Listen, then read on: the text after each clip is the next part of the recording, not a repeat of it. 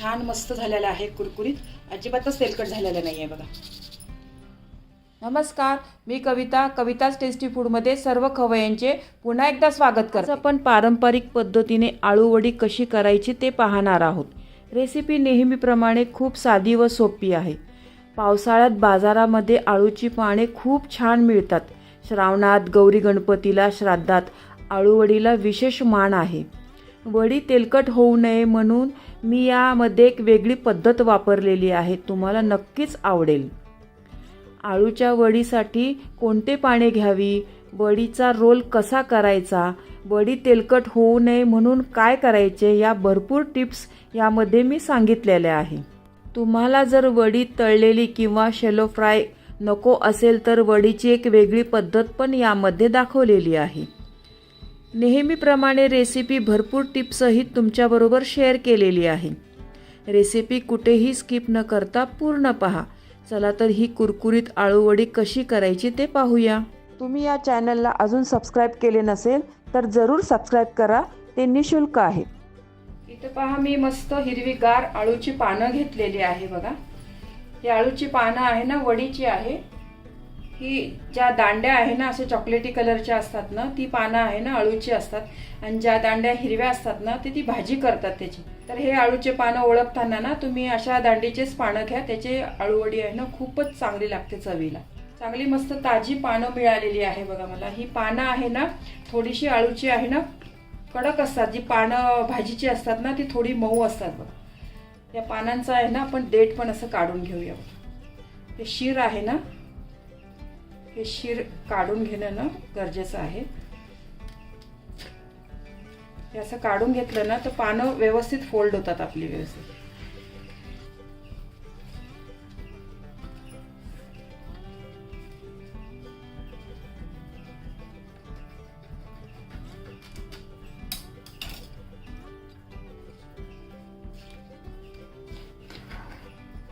असंच मी सर्व पानांचं काढून घेते. सर्व पानाचे हे दांड्या आहे ना कडकवाल्या त्या काढून घेतलेल्या आहे. लाटण्याने ना हे आळूच्या पानावर ना अलगद असं फिरवून घ्या. असं फिरवलं ना तर आळूची पानं आहे ना फोल्ड करायला आपल्याला खूपच सोपी जात. म्हणजे तुटत नाही आळूचं पान अजिबातच. हे पहा किती मऊ झालेलं आहे बघा. आता इझिली ना हे पान फोल्ड होत आहे. याच पद्धतीने ना मी सर्व पानांना ना असं लाटणं फिरवून घेते. हे खूप महत्त्वाचं आहे यामध्ये. ही आळूची पानं आहे ना आणल्यावर मी बाजारातनं मिठाच्या पाण्यामध्ये ना लिंबू टाकला थोडंसं आणि मीठ टाकलं. पाण्यामध्ये ना एक अर्धा तास ना भिजायला ठेवली होती आणि नंतर मग स्वच्छ कपड्याने पुसून वगैरे घेतलेली आहे आळूची पानं. व्हिडिओ ना खूपच मोठा होईल म्हणून मी ती प्रोसिजर दाखवलेली नाहीये. फक्त सांगते मी आणल्यावर ही पानं आहे ना मिठाच्या पाण्यात थोडासा लिंबू पण टाका त्याच्यामध्ये. कारण आळू आहे ना थोडंसं खाजरं असतं. मीठ आणि चिंचेची खूप गरज असते त्याला. मीठ आणि चिंच टाकलं ना तर खाजरेपणा कमी होतो आळूचा. हे पहा सर्व पानांना लाटण्यांनी फिरवून ना असं प्लेन करून घेतलेलं आहे.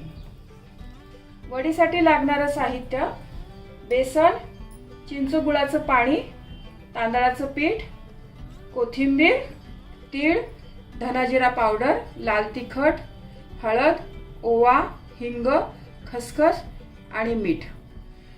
हे चिंच गुळाचं पाणी कसं बनवलेलं आहे, एक मोठा लिंबा एवढा चिंचेचा गोळा घेतलेला आहे. तो 2 तास पाण्यामध्ये, गरम पाण्यामध्ये भिजू घातलेला आहे हा. आणि नंतर त्याचा कोळ काढून घेतलेला आहे. त्याच्यामध्ये मोठे 2 चमचे ना गुळ घातलेला आहे. हे असं चिंच गुळाचं पाणी आहे. आणि वडीच्या वाटण्यासाठी इथे मी हे साहित्य घेतलेलं आहे बघा. लसूण, आलं, थोडे 1 चमचे ना धणे घेतलेले आहे, अख्खे धणे, हिरवी मिरची, कोथिंबीर आणि अर्धा चमचे जिरे घेतलेले आहे. या प्रमाणात जर तुम्ही बेसन घेतलं ना तर वडी करताना तुमचं हे प्रमाण कधीच कमी जास्त होणार नाही. नाहीतर कधी कधी आपण वडी करताना सारण आहे ना कमी पडतं, कधी कधी खूपच जास्त होऊन जातं. तर हे प्रमाण आहे ना परफेक्ट आहे. विशेष करून नवीन शिकणाऱ्या मुलींसाठी खूप चांगलं आहे. नाहीतर त्यांना कळत नाही की बेसन किती घ्यायचं. पोहे खाण्याचा चमचा आहे ना, तर एका पानासाठी ना 2 चमचे असं बेसन घेतलेलं आहे. हे 32 चमचे बेसन आहे. वजनी ना 300 ग्राम बेसन आहे. तुम्ही अजून या चॅनलला सबस्क्राईब केले नसेल तर सबस्क्राईब बटनला क्लिक करा आणि बेल आयकॉनला प्रेस करायला विसरू नका, जेणेकरून नवीन रेसिपीचे नोटिफिकेशन तुम्हाला येतील. वडीसाठी ना आधी आपण वाटण तयार करून घेऊया. आलं, लसूण, हिरवी मिरची. मिरची अशी तोडून घाला, म्हणजे व्यवस्थित चांगली बारीक होते. धने. हे सारण आहे ना एकदम बारीक न वाटता थोडंसं जाडसरच वाटून घ्यायचं आहे आपल्याला. हे वाटण आहे ना, हे बघा थोडं जाडसर ना छान वाटून घेतलेलं आहे. हे बेसनाचं पीठ आहे ना एका कढईमध्ये घेते. वडी अगदी कुरकुरीत आणि कमी तेलकट होण्यासाठी ना एक ट्रिक मी तुम्हाला दाखवणार आहे. हे असं तुम्ही बेसन जर भाजून घेतलं ना तर तुमची वडी आहे ना अजिबातच तेलकट होणार नाही, छान कुरकुरीतच होईल. आणि याच्यामध्ये हे तांदळाचं पीठ पण घालते मी. हे 5 चमचे ना तांदळाचं पीठ घातलेलं आहे मी. हे पीठ आहे ना गॅसवर आपल्याला 2 ते 3 मिनिटं ना फक्त भाजून घ्यायचं आहे, जास्त नाही भाजायचं आहे. हे बेसन आहे ना बारीक गॅसवर 3 ते 4 मिनिट ना मी फक्त भाजून घेणार आहे. खूप नाही आपल्याला भाजायचं आहे. तुम्ही कधी ही पद्धत वापरली नसेल ना तर एकदा वापरून बघा. खूप छान आळूवडी बनते, मस्त कुरकुरीत आणि कमी तेलकट बनते आळूवडी. वडी करताना मी खूप छोट्या छोट्या टिप्स सांगितलेल्या आहे तुम्हाला. अगदी पारंपरिक पद्धतीनेच ही वडी बनवत आहे मी. आपल्या वडीला गणपतीमध्ये, गौरीला, श्राद्धामध्ये खूपच मान आहे.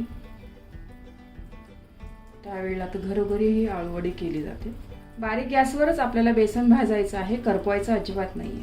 एक 4 मिनिट झालेले आहे बघा. बेसन ना आपलं मस्त छान भाजलेलं आहे. गॅस बंद करते मी आता. आणि हे बेसन आहे ना गार करून घेते मी आता.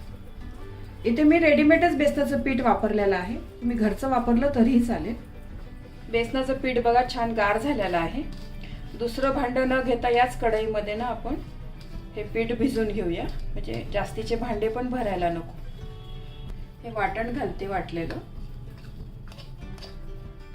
थोडीशी हळद, लाल तिखट, धना जिरा पावडर, हिंग आणि ओवा आहे ना जरूर घाला तुम्ही यामध्ये. ओवा असा चुरून घातला ना त्याचा स्वाद खूप छान लागतो. तीळ, कोथिंबीर, चवीपुरतं मीठ, खसखस थोडी आणि हे चिंच गुळाचं पाणी. आधी आपण ना याच पाण्यामध्ये ना हे पीठ भिजवून घेऊया, लागलं तर मग दुसरं घालूया. हे पीठ आहे ना आपल्याला खूप पातळ पण नाही भिजवायचं आणि खूप घट्ट पण नाही भिजवायचं. हे सर्वच घालते मी. आता मी थोडंसं वरचं पण पाणी आणि हातानेच मिक्स करते. चमच्याने मिक्स केलं ना तर आपल्याला पाण्याचा अंदाज पण कळत नाही. माझ्या मुलीला थोडी गोडसर आवडते ना ही आळूवडी, त्यामुळे मी गुळ ना थोडा जास्त घातलेला आहे. तुमच्या आवडीप्रमाणे ना चिंच गुळ घाला तुम्ही, तुमच्या घरात कसं आवडतं आहे ते, पण जरूर घाला याच्यामध्ये चिंच गुळ.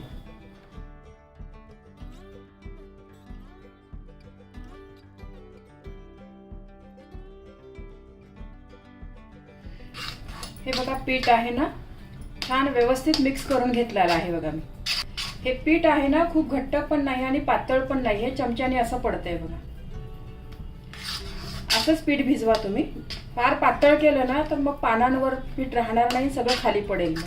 आणि घट्ट केल्यावर ना वडीचे तोटरे पण बसतात, त्यामुळे असं पीठ करा तुम्ही. आणि ते तुम्ही मीठ तिखट चाखून आता यावेळी घातलं तरी चालेल, परत चाखून बघा जरासं आणि काही कमी असेल तर घाला मग. आणि तुम्ही देवासाठी जर ही आळूवडी करत असाल ना यामध्ये लसूण नका घालू, बाकीची याच पद्धतीने करा, खूप छान लागते या पद्धतीने केलेली आळूवडी. या आळूच्या पाण्याला ना आपण आता पीठ लावून घेऊया. हे पीठ आहे ना खूप जाड न लागता पातळ पातळच थर लावून घ्या असा.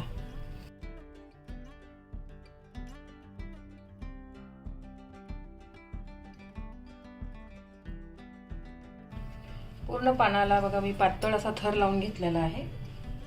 यावरच आपण दुसरं पण एक पान ठेवून घेऊया, त्याला पण याच पद्धतीने पीठ लावून घेऊया. मी यावेळेला 5-5 पानांची वडी करणार आहे. तुम्हाला कशी वाटेल तुम्ही 2-3 पानाची पण करू शकता.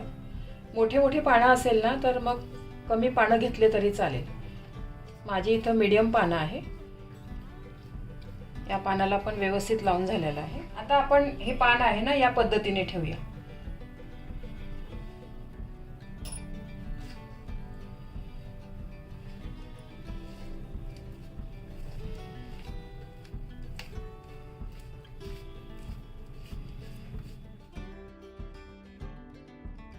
परत याच पद्धतीने ना असं एक पान ठेवते मी. असं उलट सुलट पानं ठेवले ना तर आपली आळूवडी आहे ना खूप छान बनते आणि रोल ना त्याचा व्यवस्थित सुटत पण नाही. बेसन मात्र बघा किती पातळ लावत आहे मी. अजिबात असं जाड बेसन घेत नाहीये. आणि हे बेसनाचं पीठ आहे ना खूप पातळही बनवू नका आणि फार घट्टही बनवू नका. या पद्धतीनेच बनवा, नाहीतर मग ते पानात ना गळून पडतं सर्व पीठ असं खाली. आणि शेवटी हे पान परत एक मध्ये असं ठेवते मी, म्हणजे छान आपला 5 पानाचा रोल बनेल. हा हे पान आहे ना आता आपल्याला एका साइडने असं दुमडून घ्यायचं आहे आणि या साइडने पण असं व्यवस्थित दुमडून घ्यायचं आहे. आणि याच्यावर पण ना असं थोडं बेसनाचं पीठ लावून घेऊया.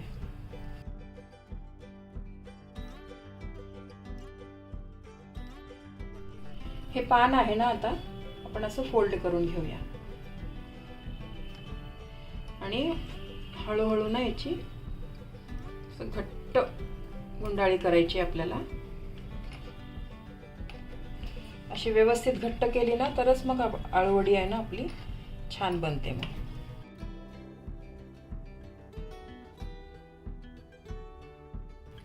बघा छान घट्ट गुंडाळी केलेली आहे बघा मी. आणि शेवटी ना इथे असं बेसन जरा जास्त लावा म्हणजे व्यवस्थित ना पान चिटकून राहील असं.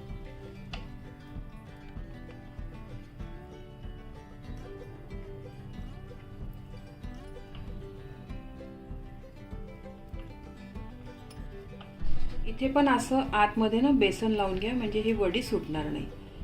आणि साईडला पण ना थोडं थोडं लावून घ्या असं, म्हणजे पॅक करून घ्यायची आहे ही वडी आपल्याला.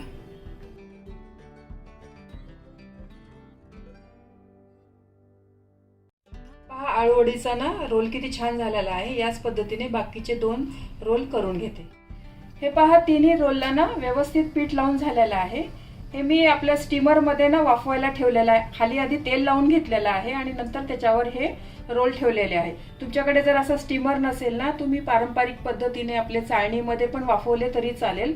चाळणीला तेल लावून हे रोल ठेवायचे, त्याच्यावर खाली कढई किंवा पातेलं ठेवलं तरीही चालेल. हे जे मी पीठ घेतलं होतं ना ते बरोबर पुरले बघा, जरा सुद्धा उरलेलं नाहीये. हे जे मी प्रमाण तुम्हाला सांगितलेलं आहे ना ते अगदी बरोबर आहे. फक्त फार तुमचे पानं जर मोठी असेल ना तर तुम्ही 1-2 चमचे बेसन घेतले तरी चालेल. पण ही माझ्यासारखी मध्यम असेल ना तर जे प्रमाण सांगितलं आहे ना त्याच प्रमाणात घ्या. बरोबर होतं, अगदी जास्तही होत नाही आणि कमीही होत नाही. स्टीमरमध्ये ना पाणी गरम करायला ठेवलेलं आहे. पाणी चांगलं गरम झालेलं आहे बघा. त्यामध्ये ना मी एक निंबूची फोड घातलेली आहे. अशी निंबूची फोड घातली ना तर आपलं भांडं आहे ना खाल्लं खराब होत नाही. तुम्ही जरूर घाला. आहे त्याच्यावर आता ही वडी ठेवते.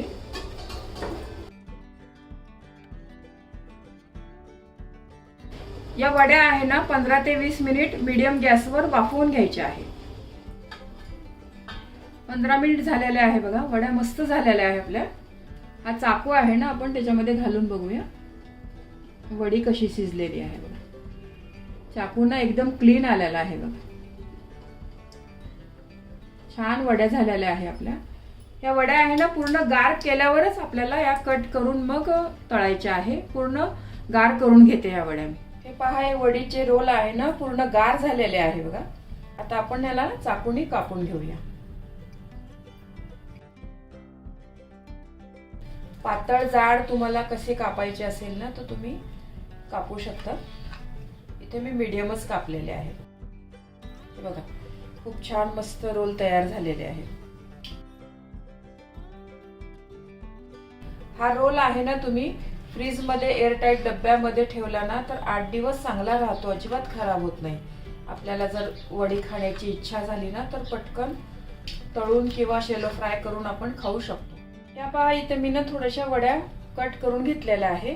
हा रोल आहे ना तसंच मी फ्रीजमध्ये एअरटाईटच्या डब्यामध्ये ठेवणार आहे। इथे मी काही वड्या ना तुम्हाला तळून दाखवणार आहे आणि थोड्या वड्यांचा ना मी असा चुरा करून घेतलेला आहे। याला ना शेलो फ्राय करून दाखवणार आहे। मी नेहमी वड्या करताना ना पहिल्यांदा करते तेव्हा तळून घेते आणि नंतर करताना ना शेलो फ्राय करते। नेहमी आपल्याला असं तळलेलं खाऊ वाटत नाही ना, तर या पद्धतीने पण तुम्ही आळूची वडी खाऊ शकता। तर दोन्ही प्रोसिजर मी तुम्हाला दाखवणार आहे। कढईमध्ये तेल गरम करायला ठेवलेलं आहे बघा। तेल ना छान व्यवस्थित गरम झालेलं आहे। यामध्ये आपण आता ह्या वड्या फ्राय करून घेऊया।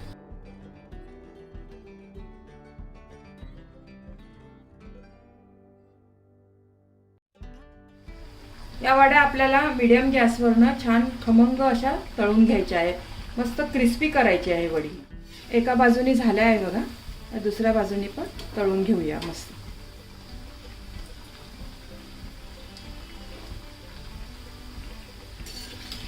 दोन्ही बाजूनी छान मस्त खमंग तळल्या आहे बघा या वड्या।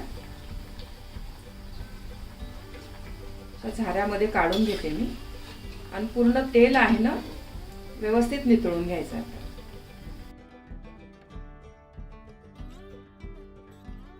हे तेल आहे ना पूर्ण व्यवस्थित नितळून घ्या।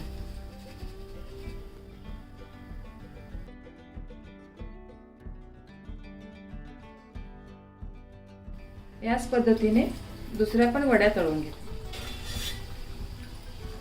दुसरा पण घाणा तळून झालेला आहे बघा। आता मी तुम्हाला त्या दुसऱ्या वड्या आहे ना ते शेलो फ्राय कशा करायच्या ना ते पण दाखवते। शेलो फ्राय म्हणण्यापेक्षा आपण त्याला ना मस्त फोडणी करणार आहोत। यासाठी थोडंसं तेल घेते। त्याला तेल पण जास्त लागत नाही खरं। तेल व्यवस्थित गरम झालेलं आहे। तेल व्यवस्थित गरम झाल्यावरच मग मोहरी वगैरे टाका त्याच्यात। तेव्हा मोहरी टाकली मी, कढीपत्ता, हिंग, पांढरे तीळ,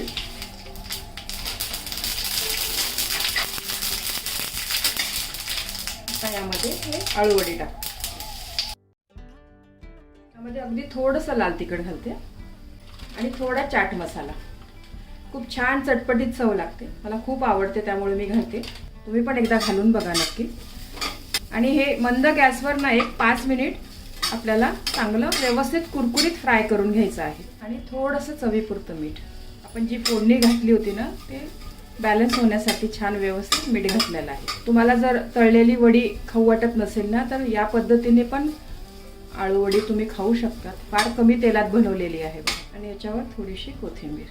ही वडी आहे ना छान मी 3 ते 4 मिनिटं परतून घेतलेली आहे। आता मी गॅस बंद करते आणि सर्व करते। या वड्या बघा किती छान मस्त झालेल्या आहे, कुरकुरीत, अजिबातच तेलकट झालेल्या नाही आहे बघा। तोडून पण दाखवते बघा मी तुम्हाला।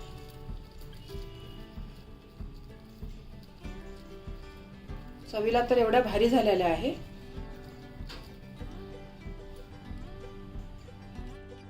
आळूवडी मस्त कुरकुरीत झालेली आहे आणि चवीला पण खूप छान झालेली आहे।